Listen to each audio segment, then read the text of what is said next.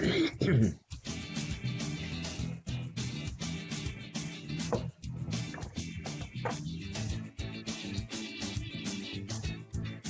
everybody, this is Ellis San Jose. Thanks for joining For Investors by Investors live chat. I'm your host, and I'm going to bring a good friend of mine, Gary Johnston, who I've been anxious to chat with. It's been a while, so I hope you enjoy the show. Hey Gary, how you doing today? Excellent, sir. Good, good. I haven't seen you in a while. You've been keeping busy?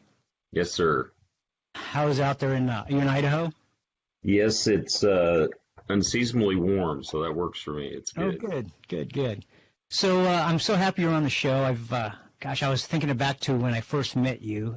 I think it was in 2008 or 9, around there, when we were at I think it was at a Jack Miller event, and a friend of ours introduced us.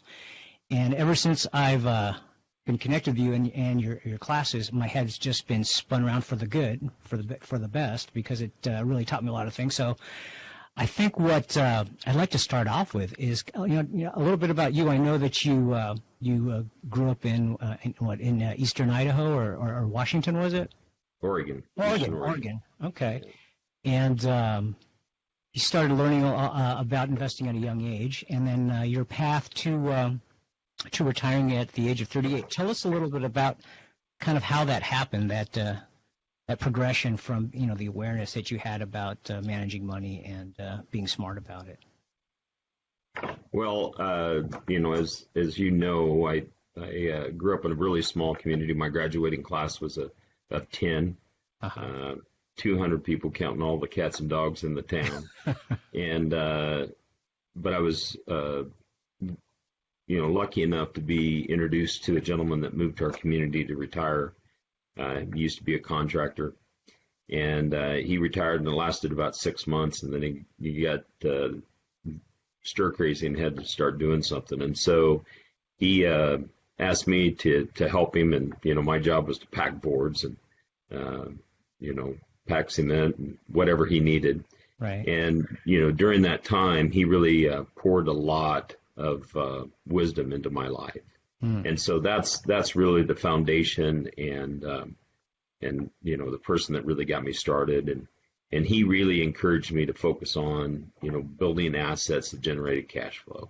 Right. And I took those lessons, went to college, went into high tech, but during day one when I walked through the door, I followed Volney's plan, and that was really focused around building those assets. And so that's really kind of the basis of how I got in it, was Volney. Okay, so Volney was kind of a mentor of yours that started you off, and then you go off to the university. Now, are you starting to invest already as you're in the university, or are you kind of just focused? Yeah. Okay. Yeah, I was doing some, but I was paying for my college education, and so most of the cash was going that direction versus buying assets. But bought a couple little things, but it was really right after I graduated is when things really started cranking up. Okay, so you graduate from the Oregon Institute of Technology, Yep. and you got a degree in software engineering, right? Yes, sir. So that sounds like that probably took a lot of your time, though. So you were still you started to ramp up the investing after you started your job. Would you get a job at Hewlett Packard right off the bat, or was it some other place? Okay. Yeah, no, I was, in fact, we laughed at it years later. You'd hire new engineers and they'd say, can I start in October? Because I'd like to backpack through Europe, Right. And, I was broke, so I needed to get to work. So, yeah, immediately started working. So how did you squeeze in the investment activity with kind of the responsibility of starting a new job? Well, again, you do what it takes, and so there are long evenings, weekends, absolutely. I mean, you put in, there's time, and so you can watch TV or you can pursue your goals and dreams, and that's the trade-offs that I took. Yeah, I have a hard time believing that you would sit in front of a TV for very long.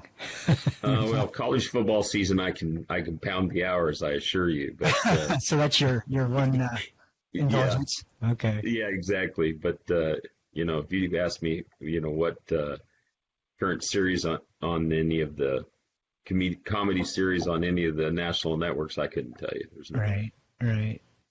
So what were your investments of choice when you first started out, when you got your job right out of college? Did you have kind of a focus? What was funny is I actually started with some commercial stuff. No kidding. Yeah, and then went back to residential investment income properties, and then now both do residential and commercial. So. Right. So now you're working in your job for a couple of years, and you're starting to accumulate some cash flow. So fast forward, now you're getting closer and closer to a time where you can make a choice of leaving your job. Now, what was that like? It was great. But it's I could have left my job earlier than I did, but I was having fun. It was I had great teams. We were doing. I thought some pretty cool stuff, and so I stayed. And really, what was interesting is when you have the freedom to be able to do something different, I think that makes you actually a better employee, surprisingly, because you're not fearful, right? You're not fearful of, if I point out that there might be some things that could be improved, that you're going to lose your job, because you don't, not that you don't care, it's just that, that you've got something to fall back on. But on the other hand, you never want to be belligerent, right? I mean, that's not my point. It's just that there is freedom in that, right? It's the whole point of obtaining financial freedom is the freedom to make or have options, I guess. Yeah. That makes sense. Yeah. So that was kind of, as you approach the end, one of the things that did happen. Okay. So, one thing I've always been curious about, I don't know the answer to this, but you started, learning from other people, and I met you at a Jack Miller. How did you connect with the Jack Miller group? I'm sure it was probably Schaub, because I went to one of Schaub's classes before I went to India. Yeah. Yeah. And so that was probably the connection into the group. Okay. And then, very soon after that, when you started doing more and more investing, you started kind of dipping your toe into teaching. Tell me what caused that, and what was the motivation for that? Yeah. So, right after I left, I spent about a year kind of documenting the things that I'd learned from Baldy and the stuff that I had learned. For my kids and grandkids. And in fact, I remember the first seminar you came to was that one we called the Thoughts from Grandpa. Yeah, you'll get it. Yeah. You got to keep You still have it. Right on my desk at all times. That's too funny. So it was a one and done class. So that was the first time? Yeah, that was the first and only time. We'll never teach that again. Yeah. So before that was a very similar, I when I documented that stuff, I wanted to teach it once, to record it for the kids and grandkids, if you will. And, there was such a positive response to it that, here we are, 9-10 years later, probably maybe even 11, continuing to teach it. Same thing with the Money Not Math. The Money Not Math started out, somebody in the kind of the seminar business, if you will, said, well, nobody will ever come to a financial calculator class. So Clyde and I thought, well, we got to do one of those, right? The contrarians that you are, right? Yeah. So we held it in Vegas, because if nobody showed up, then Clyde and I could go play craps or something, for those days. And we had about 50 people, I think, show up that first class. And when we finished, they said, well, when are you going to do it again? I thought, you guys were really sick and twisted. And so, we did that for a number of years. So, all of these were, really kind of wanting to record them for family members and be done. And they've just kind of continued. Right. Now, you mentioned Clyde. Now, that's Clyde Wilson, who's a phenomenal investor, right? And he's still a big part of the financial freedom class? Yes. Yep. No. He's definitely still there. He's getting up there in years, but still a character and still full of all kinds of wisdom. And so yeah, he's fully on.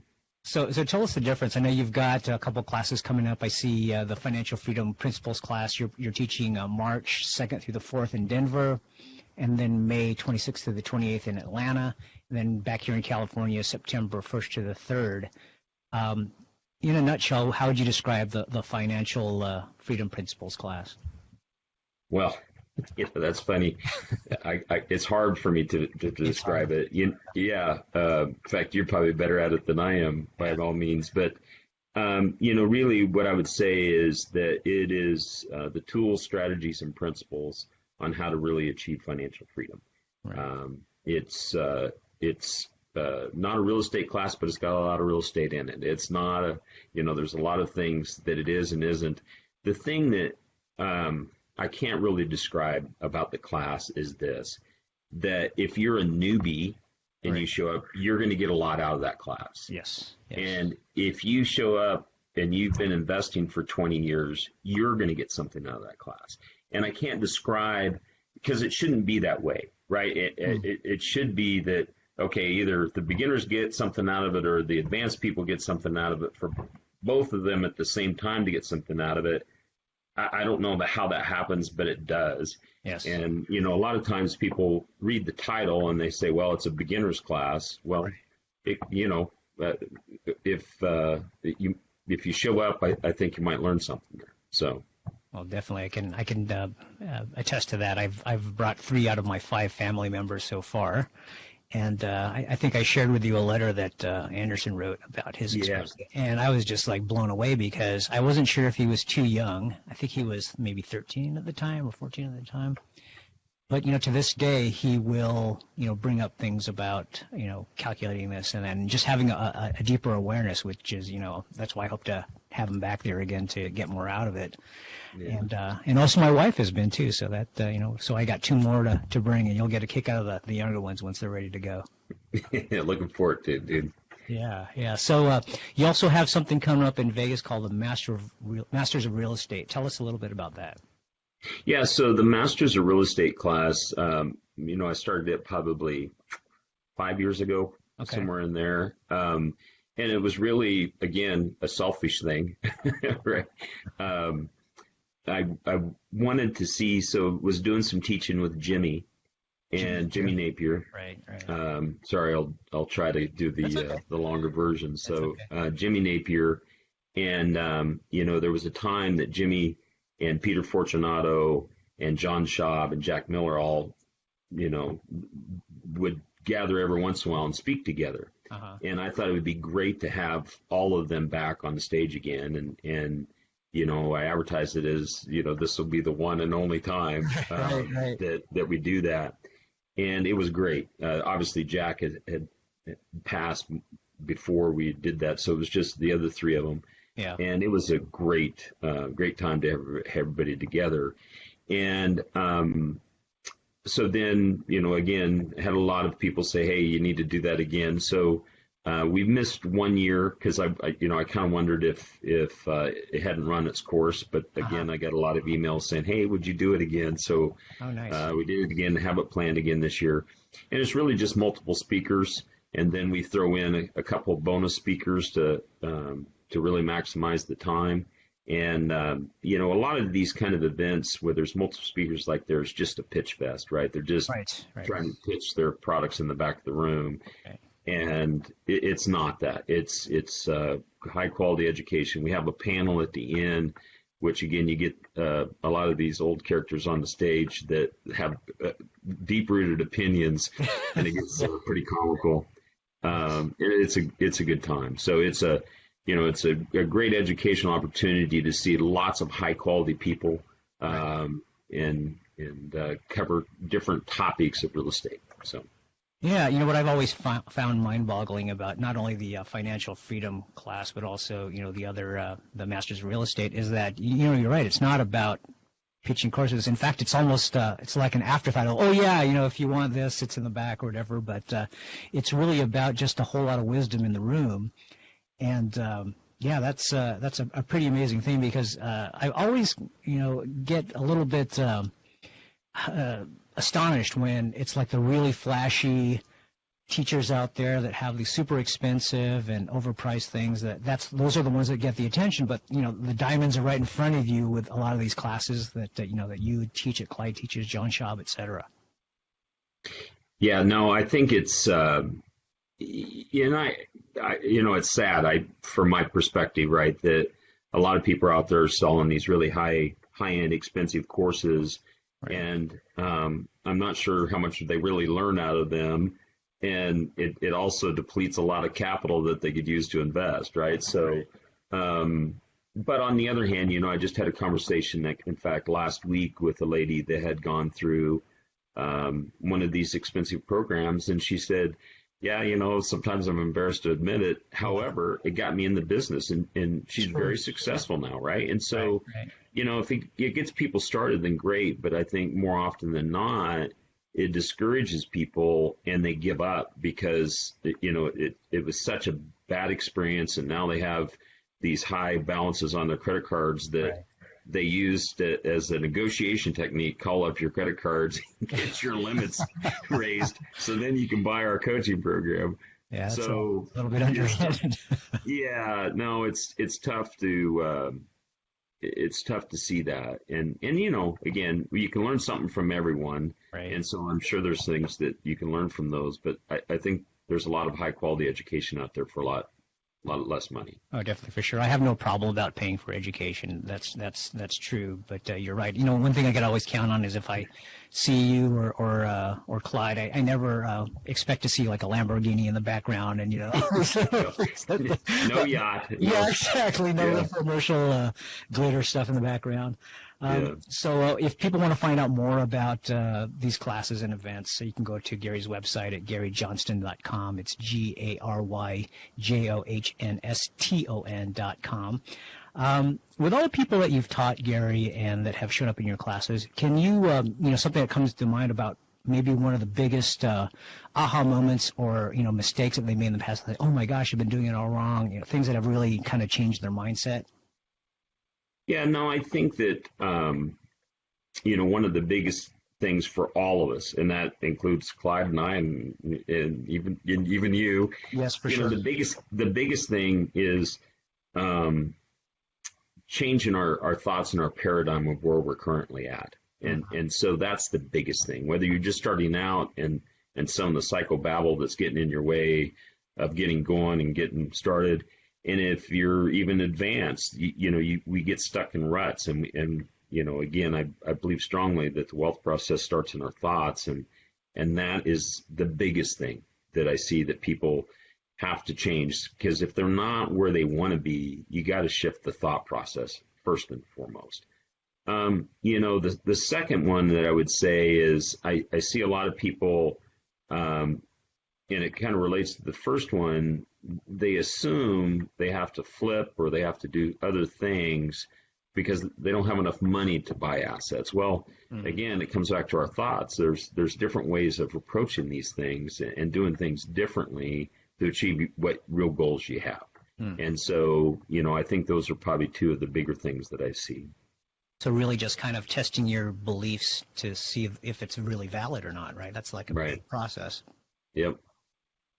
Also think, referring to thoughts, I know that if you go to Gary's website, he has this thing called Monday Thoughts that he sends out for free. So if you want to go to that website and sign up for those are really some very good tidbits and wisdom that he puts. I think it's every other Monday or every other Monday. Yeah. Perfect. So, I've always wanted to ask everybody this that I run into that invest. So if I'm a new investor now and I see the landscape, well, especially here in Southern California, I see that there's a lot of exuberance. Prices have really been inflated. They've really been increasing, and there seems to be a lot of people wanting to flip now. You have a stock market that, although it was down today, it's been kind of screaming, pretty high, and we got bank stocks at all-time high. There's a lot of exuberance. What do people do about getting into the business now or starting to invest? Do you have any advice or strategies that they should look at? Yeah, I think that, the first, and foremost is don't get the fever, right? Don't want to get so started so bad that you do a deal just to do a deal that's not a deal, right? It's a dud. Right. And so that's kind of the biggest one, because if the numbers don't work, then you need to choose another path. I think that at these prices, there are still opportunities around master leasing and optioning properties. Right. And even if the options are out of the money, make sure that you structure the master lease such that there's cash flow. There's kind of non-mainstream kind of properties, that whether it be some commercial properties or mobile homes or something that isn't the 3-bedroom, 2-bath and the pretty subdivision kind of deal. Those are tough. Now, can you go find a deal? Sure. You can always, if you beat your head against the wall with a lot of hours, right, you will find a deal. But there may be, get out of the mainstream at this point. 6 years ago, you could pick up 3-bedroom, 2-bath houses that were screaming deals and that made big time financial sense. Yeah. It's harder in today's market. So I think you have to get out of that mainstream and get off into kind of more non-mainstream kind of properties to make it work, or structure them differently, like with the master leases right now. Gotcha. I think way back when the properties were dirt cheap, like you were saying, I think you called it fishing with dynamite, where you just wanted to throw them in the back of the boat, right? Just load up. That's right. Yeah, when people were running the other way, that's when you need to run in, right? Yeah. So they've successfully moved the cheese again, I guess, right? Yep. No, most definitely they have, and I'm sure they'll cycle back around. There'll be another opportunity one of these days. But yeah, no, I think that that's been my experience right now is that you've got to look at different things. Right. I think it's important that even if it is discouraging now because of all, it seems like the herd is trying for the same assets, but I think it's important to stay engaged, because that's when opportunities arise, is when you're kind of paying attention. That's right. No, and most definitely, and also keep learning. Right. Always. Right. If you're first starting out, this is a good time to practice running the numbers, practice negotiating. Just don't buy that $1 million house that's going to rent for $1,000 a month. Those numbers won't work, right?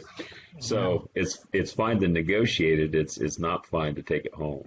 Right. And so I wanted to give a shout out to Clyde Wilson. I know he's probably can't wait to be at the next Financial Freedom in Denver, because I know he likes to share his stories. But he's got a really interesting background, because he started with not a whole lot of education, formal education, right? You're right. Yep. No, he did not graduate from high school. So he's one of those classic, doesn't have the diploma but is very successful. He doesn't have the burden of the college education to give him the or even a high school degree, right? Right. I gave him the blind spots that I unfortunately had to pick up and then discard. Yeah, exactly. But Clyde, how long has Clyde been investing now? Oh my goodness, 60 plus years. Right. So you'll have Gary and you'll have Clyde in the room to kind of tap the wisdom and the basics. My description I give to people when they ask me about the class, because I've taken it a couple times, I try to find a sport that they know about. So if it was football, because obviously the Super Bowl is this weekend, I say, well, if you are going to play football, you want to learn about the basics, the blocking and the tackling, because you can't really progress until you know how to do kind of the bottom basics. Because as you go higher and higher in the ranks, you may be a great high school player, a great college player. When you go in the pros, if you never had that foundation, it's really going to show. It's going to be a glaring weakness. And I think that speaks to how, I thought I had been a pretty good investor, because I had been investing for a couple of years, and then I went to the class, and I just felt like I had to start all over again. But it was a good thing, because it gave me this whole new. They always say that, when you find out what you didn't know, that you didn't know that you didn't know, and that's what. Yeah. And that's what really enlighten me. So, hey, Gary, thank you so much for joining us today. I know there's a lot of people out there that can use the education that you and Clyde provide, and also for the Masters of Real Estate in Las Vegas in November, where you have all those amazing people in the room with all their wisdom. So I just want to thank you so much for joining us, and I hope to see you out here in Southern California soon. All right. Thanks, Els. Appreciate it. Have a great weekend. All right. You too. Take care. All right. Bye-bye.